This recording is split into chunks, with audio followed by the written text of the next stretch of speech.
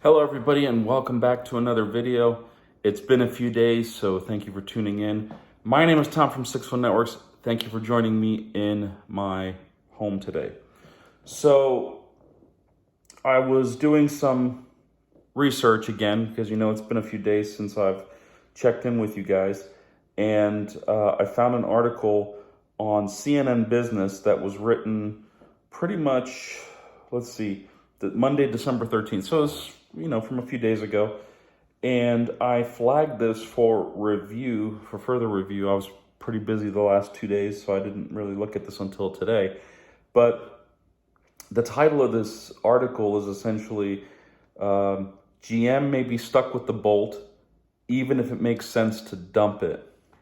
And I personally believe that this is another one of those stories that is meant to either add confusion or just steer people away from, a car that's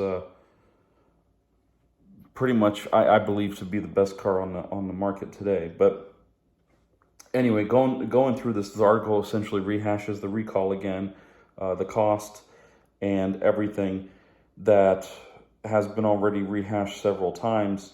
But it says here, with GM looking for an all EV future, it's not off to the best start. It says that it had to halt Bolt production, and yeah, we know all of this already. So the part that kind of kicked me in the head was that it goes from this financial perspective of how much, GM is paying, how much LG is paying, and how much, essentially the reputation, the trickling cost for the damage of the reputation will be. But then it goes into this. The new vehicles, and all GMs moving forward, have a different battery from the Bolt, dubbed Ultium. We know that too. This promises superior performance, but that will make it difficult for GM to sell Bolts with an inferior battery, even if the fire problem is fixed.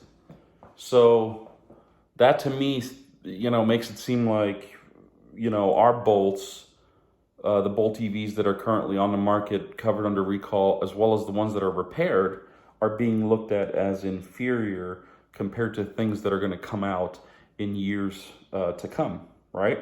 So my question is, does that statement really have any place in a CNN Business article? And to go further, this author writes, and the Bolt is tiny. That right there actually made me upset because you guys know I've made several videos about my Bolt EV, with my very large self in the car, and I bought the car specifically for the fact that it had leg room, headroom, and everything. I mean, I'm 6'5" inches, 6'5" inches tall, and I weigh around 300 pounds. I'm not a small guy by any means of the word, but that is the only car. I mean, I've had Toyotas, I've had Lexus, I've had Acuras, I've had Volkswagens, I've had everything. And none of those cars had the kind of legroom that this 2020 premier version of the Bolt EV has. So it says here, even the slightly larger Bolt EUV is 170 inches long, which, while a few inches longer than the original EV, it is about a foot shorter than a compact Toyota Corolla. So I feel like sentence structure is key, because then it goes on saying, even if it has somewhat more interior space and cargo capacity, because it lacks an engine. Now, I think the because it lacks an engine should be at the front of the sentence, but you know what? I'm not here to rewrite this article. My concern is that somebody obviously took, the Bolt EV, knowing that it's down for the count, and decided to kick it while it was down just a little bit more because, well, why not? Hype a story, right? And I don't even think this is fair. And this goes back to the video that I recorded, what was it, a week ago, where, I feel like, GM did the right thing to recall these cars, and they did it in a way that was supposed to be the least disruptive as possible. You know, they gave guidelines on what to do with the recall, and then you know, follow those guidelines until battery replacements were to happen. You know, it wasn't like, oh, stop driving a car immediately. I mean, there was like the park 50 feet away from, you know, objects or property. That was probably the most inconvenient thing about the recall. Now, obviously, there's going to be a lot of people, and possibly some of you guys, that'll say, well, we lost a lot of mileage with regards to having to cap our maximum and our minimum charge points, state of charge points. And that, to me, you know, with the amount of driving that I do, you know, that to me is just an excuse. That is just somebody being inconvenienced by a detail that's not really an issue. You know, here's the thing, and you know, forgive me for going into this, but if you're driving a gasoline or a diesel powered car, you know, you're going to lose efficiency based on driving habits or whatever. Your miles per gallon and ultimately your range, your tank range, is going to be affected by how you drive, not so much, you know, how much fuel you put in, right? So you always putting in the same amount of fuel. If you go from 0 to 100, you're putting in 100% of fuel. Whereas if you say you don't top off and you only put $30 of gas in, well, what's the difference then? Because you're essentially capping your range of that vehicle from whatever the $30 limit was, the fill limit, to where possibly your low gas light comes on.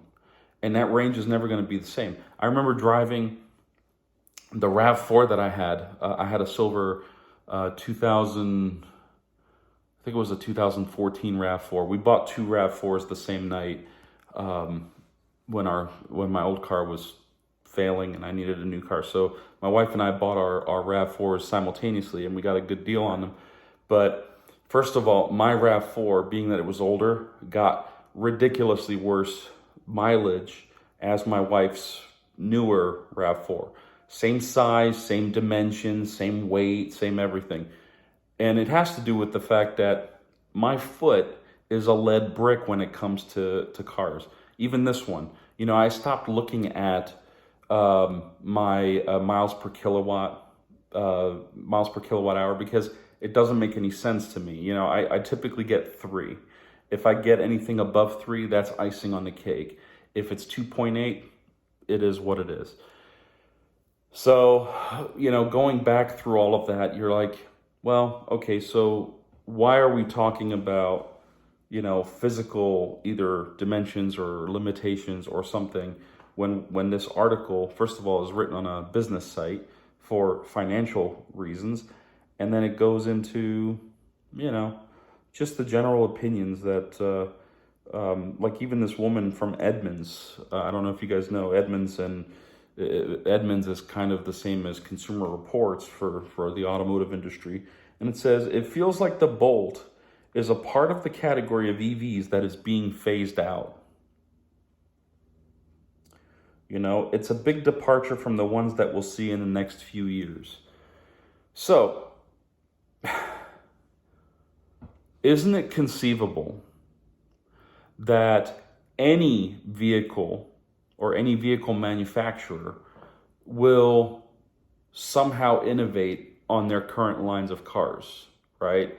I mean, let's go back to the Toyota Corolla, since that's mentioned here. How many decades have Corollas been on the road? And how many times have they been reinvented since? You know, you can look, I'm sure you can Google it or whatever. You can go out there and look at pictures or even just the specifications of their engines and everything from back when the Corolla was introduced to the newest one that's on the market today. It's probably not the same car. And something tells me physically they're going to be different. I had a friend who had a Corolla S. It was a 5-speed, one of the, you know, manual transmissions, which was awesome. But that car obviously was totally different than the counterpart of the automatic with a smaller or larger engine or whatever it was. It just performed differently. It got different mileage. It was essentially a different car with the same make and model stamped to it. So is it that far-fetched to think that GM would take the next step and innovate on the Bolt EV with, or even the Bolt EUV, and come up with, a new EV concept that would take the Bolt into the future, the Bolt line of cars into the future? I think so. I mean, geez, didn't Dodge bring back the Dart? Or didn't Ford bring back the Bronco? I mean, isn't it conceivable that they'll take something, reinvent it, and release it for better down the line? Why would they say that the Bolt is part of a category of EVs that's being phased out? Just because the Bolt EV has currently battery problems and there's a recall in place doesn't mean that once the repairs are done, that you'll have a car that's inferior. Inferior to what?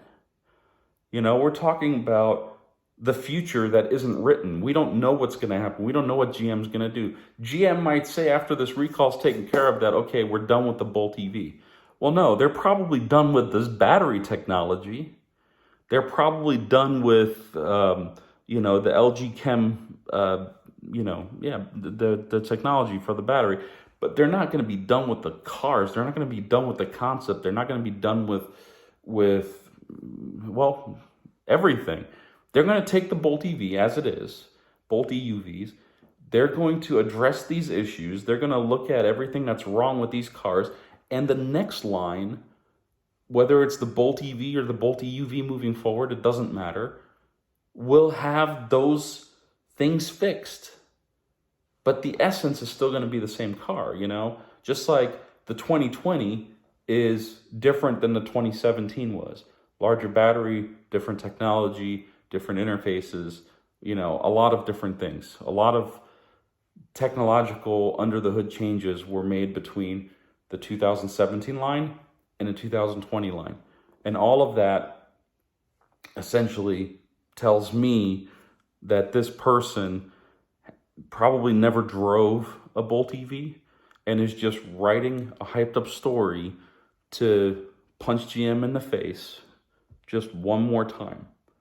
Because why not? Everybody else has. And on top of that, this is, confusing the public. If you're not a Bolt EV owner and you're looking at this and you're like, oh man, this really sucks. Why would anybody buy this? And it essentially cuts people off at their knees, and it prevents people from even going out and test driving one of these cars because of something stupid like this. Now, I might be misinterpreting it, or you might tell me that, well, you're reading too much into it. Yeah, but isn't that what most people do when they read an article like this? If they're flipping through their news pages or whatever, they look at a CNN business, there's a large population of people that swears by CNN business, I'm sure. And then you're reading these words like inferior battery, Ultium promises superior performance, but the Bolt EV does not have that. It's smaller than Toyota Corolla. I feel like there's a lot of contextual misguidance here. And I don't know, but let me know what you think down below. I love the conversations we have about this. In due defense, this article does have a little paragraph that says reasons to keep the Bolt.